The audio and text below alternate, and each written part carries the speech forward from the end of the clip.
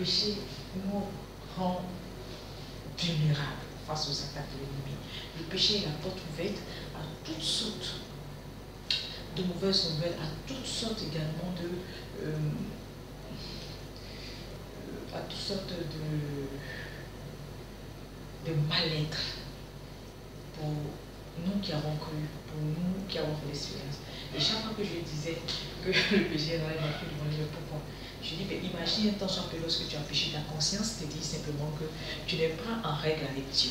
Et ne pas être en règle avec Dieu, pour moi, ça rend l'air. Pour moi, ça te donne l'impression de ne pas savoir ce que tu veux réellement, d'avoir loupé quelque chose de vraiment grand, d'avoir loupé le but, comme le péché le dit, c'est vraiment louper le but. C'est vraiment ne pas atteindre le but pour lequel Dieu t'a envoyé. Pour moi, c'est ralentir le processus de la destinée que Dieu a prévue pour toi.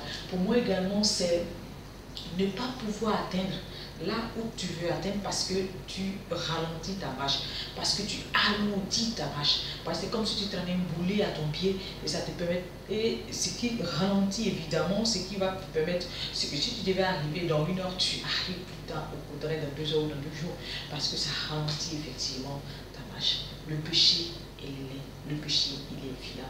Le péché n'est vraisemblablement pas une bonne chose, parce que lorsqu'on a fini de le faire, on se rend compte combien de fois c'est triste. Notre âme est triste, notre esprit est triste.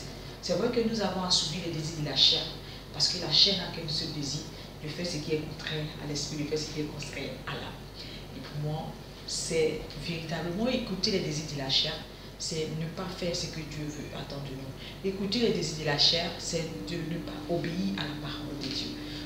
Et c'est important pour nous de savoir que lorsque nous tombons, lorsque nous écoutons les désirs de la chair, ce n'est pas une fatalité, ce n'est pas non plus une décadence, ce sont des choses qui sont arrivées. La seule chose que Dieu nous demande, c'est de pouvoir nous relever de là où nous sommes tombés et de pouvoir avancer avec lui, de demander pardon, de ne plus refaire encore la même chose, de pouvoir avancer avec lui et de pouvoir lui demander, au Saint-Esprit d'être à nous et de nous donner la capacité de pouvoir marcher selon ce que Dieu veut. Le désir de Dieu, c'est que nous soyons heureux et le péché ne nous rend pas heureux.